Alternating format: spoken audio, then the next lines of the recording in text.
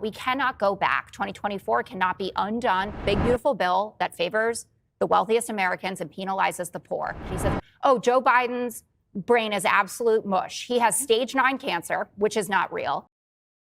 All right, I didn't know if this would make it on the channel or just on the podcast, but we're going to discuss the reporting pertaining to Joe Biden's health, like the full 9 of it, utilizing a Fox News panel with Jessica Tarlov. So first, if you can, leave us a like. It helps us out tremendously, gives us a boost in the algorithm, and it's free. So smash that like button and let's jump right in. There are a lot of doctors who've been talking about the fact that now, after the age of 70, that they don't recommend that you test your PSA levels. Now, I think that if you are the commander-in-chief and the leader of the free world, you should probably have some extra tests than the average 75, 78-year-old. But, you know, I have no reason to not believe them about that. And even Scott Adams, who's a good friend of Greg's and created Dilbert, who is unfortunately also dying of this same cancer, he posted a video saying he was going to pass away this summer.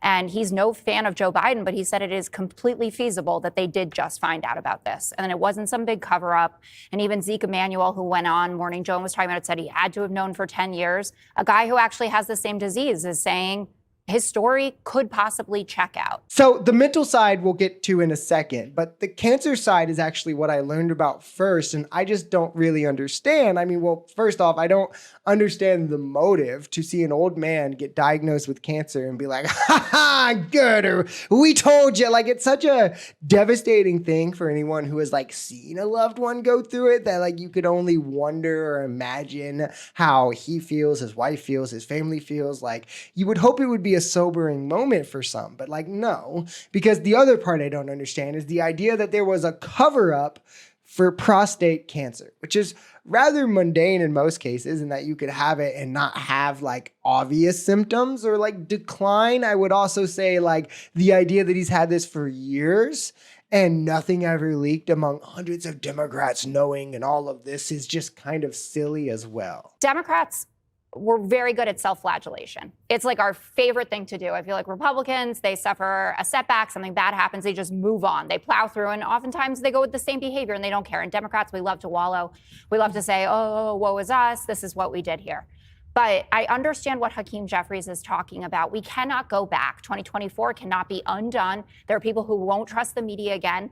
That's all well and good, but we still have elections to win. And we're staring down the barrel of this GOP resolution, the big reconciliation bill, the big, beautiful bill that favors the wealthiest Americans and penalizes the poor. This is kind of difficult in what I want to say, because in what's coming to light, it's pretty obvious that Joe Biden was having issues that weren't being let forth. But the problem in conceding that much is that MAGA then feels vindicated in saying he was unable to run the country and it was a cover up and all of this, which is just clearly outside of the bounds of reality. I mean, as someone who's worked in the field, it's not like there's an on-off switch to your cognitive abilities where behind closed doors, Joe Biden is decrepit and dementia-riddled with mush brain, but then still able to give speeches like the State of the Union, the one that he gave after the debate, like strong performances, negotiate hostage releases, things that we can verify, like we verifiably know he did, or just watched him take part in, literally. So the idea that his brain was mush is insane. He obviously had lost a few steps. He obviously lost a few more steps than people wanted you to know.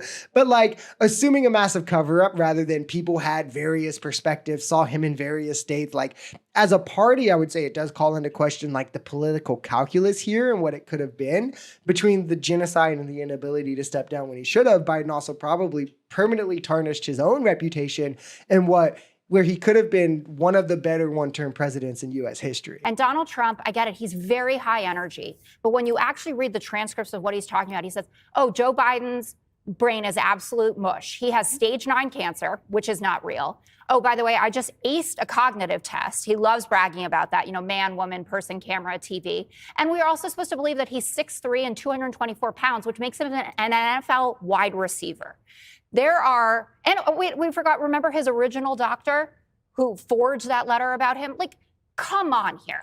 I just really don't see the scandal in this that doesn't require so much fantasy that it's just not worth its weight in gold. Like maybe it's because conservatives tend to value politicians over policies while the left is more policy based, that they think like, oh, how dare the person or whatever, not be who we thought, or I don't even get it, right? The party ran Joe Biden because they felt like he was their strongest chance to beat Trump. Now, obviously, I think that was a really dumb political move. I mean, the election showed it wasn't a smart political move. It was not the right choice. But what would the conspiracy even be as to why they would be so gung-ho about Biden to the point that they would know he has dementia and cover it up to still run him again?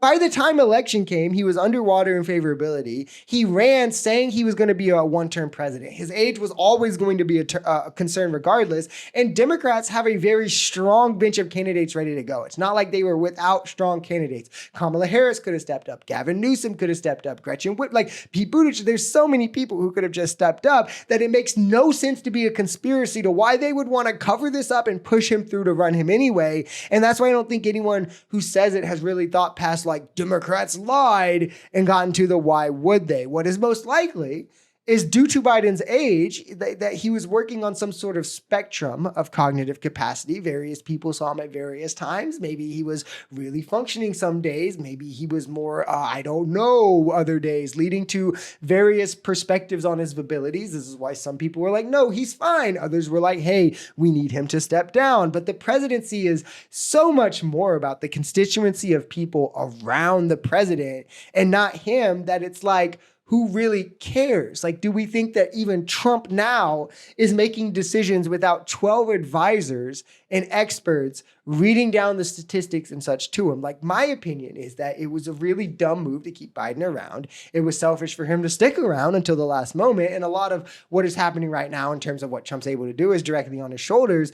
And I also think that anyone who worked on the Biden campaign and pushed for him to be reelected probably shouldn't have a place in political strategy for the Democrats ever again. But conspiracy, cover up, I mean, this is just MAGA brain rot trying to do Democrats bad. And also Biden dementia, definitely not true. Just an old man. People that age probably shouldn't be in politics. This is what it's like speaking to as a larger issue. And like, guess what?